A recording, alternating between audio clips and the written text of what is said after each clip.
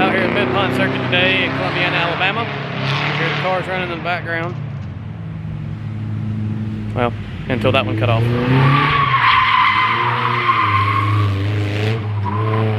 Let's do some drifting.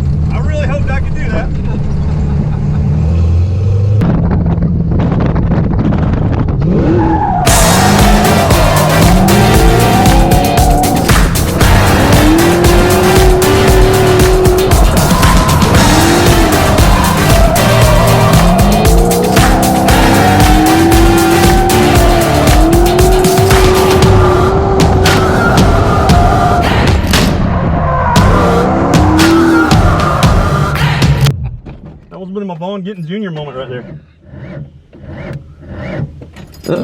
We may be warm. So how's your life? Oh, it's great. How's yours? That is rowdy.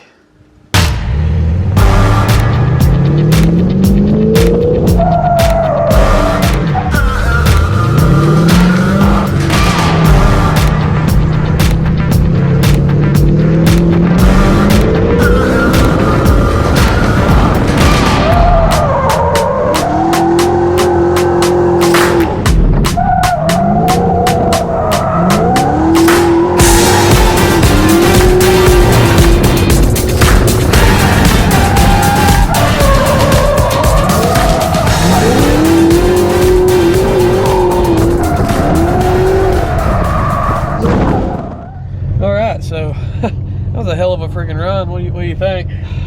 Enjoyed it, man. Yes. We'll definitely have to go out and do that again sometime. Absolutely, whenever, dude. Drift life.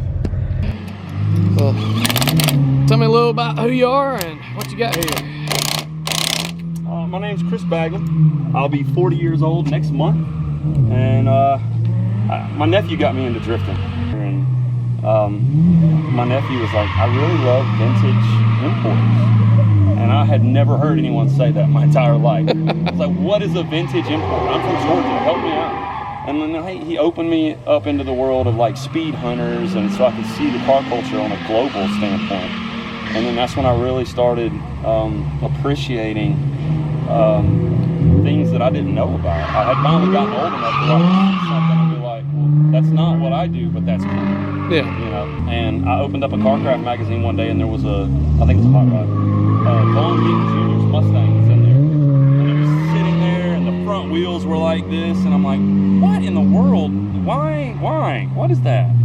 And so I watched some YouTube videos, and that's how I learned about drifting. Ever since then, I went to my first drift event, I think it was like 2012 or 2013 at Road Atlanta, and it didn't have a point to me. Like, there was no winning, like there was no drag racing, and there was no NASCAR, and there weren't cars there that were built that didn't even look like the cars they were supposed to be anymore, you know? Like, John Force doesn't drive a Mustang. Right. You know, and any of the Ford guys in NASCAR, they don't drive Mustangs. But to me, Vaughn drives a Mustang. Yeah. That's what it is. So I just saw it, and then I remember, like, when I was a kid, big wheels. Like, I used to want to throw my big wheel around in the dirt, so I had always wanted to drift. I just didn't know what it was called. So that started me on the hunt, and I bought a 350Z, and I took it to an event, and I didn't know what I was doing. It was so scary, because I was like, it makes you feel like you're having a wreck. Like, everything's just tires squealing, and a car going in a direction that it's not supposed to go just screams at you to stop. Right. And you have to get over that. It's so crazy. But then I went, and after 2 events, I went through a divorce, and man, it took everything from me. It was the worst thing I've ever been through in my life, and I didn't have anything left that I really wanted to do. And then I was like, I wanted to drift, so I should go pursue that. I should try and see where it takes me. I want to get good at that, and so I followed that, and it was so scary, because I was like, I don't know what I'm doing. I'm too old. Like, I don't have any business being out here drifting. I'll be in my 40s. You know, like, this is something for the kids. Right. And I just started, and like, I always go out to events, and I introduce myself to people, and I want them to know that it's like, look, I'm not good at this. I'm not young. You know, I'm just trying to make up for lost time. Right. I really wanna experience drifting. I want to experience the culture, and I want to know what it's like, and I want to throw my car around. And it can be discouraging, because it's such an aggressive learning curve. Like, you're having to learn so much at one time. The Stallion. It was when I was a kid. Like, that was the year I graduated, and it was a white car, and I was like, man, how cool would that be if I made like a drift version of it? I know it excited me when I saw it. Yeah. But like I told you, like, most people, it's like, what is that? Like, what kind of crazy tacky acid 90s paint job is that? Or, yes, I get it. So I did that, and I've been out here ever since. It's been like a year and a half. This is probably event number 15 or so for me. And I haven't slowed learning. I want to keep going. Like, I enjoy it. And I don't think there's anything else in my life that I've ever struggled at for so long and enjoyed the whole time I was struggling. Right. That doesn't happen in anything else in my life that I've ever had. So, yeah.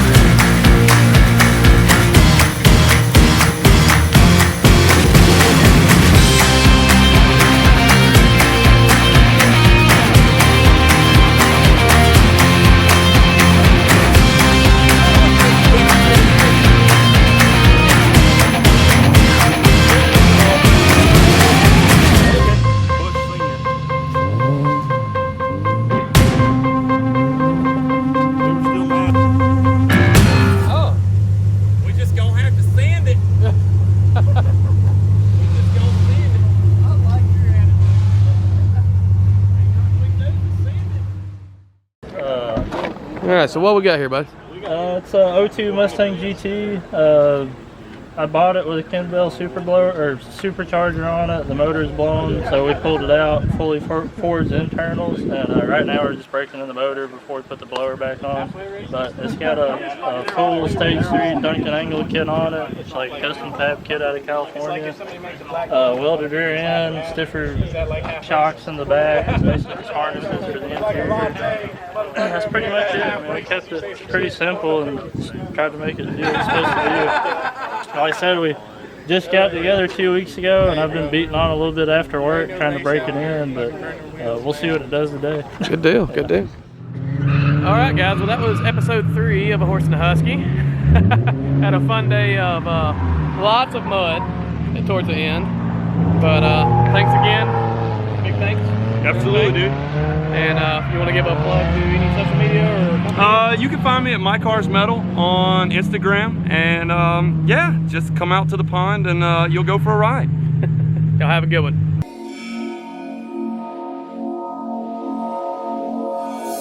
You can get that cinematic Noah.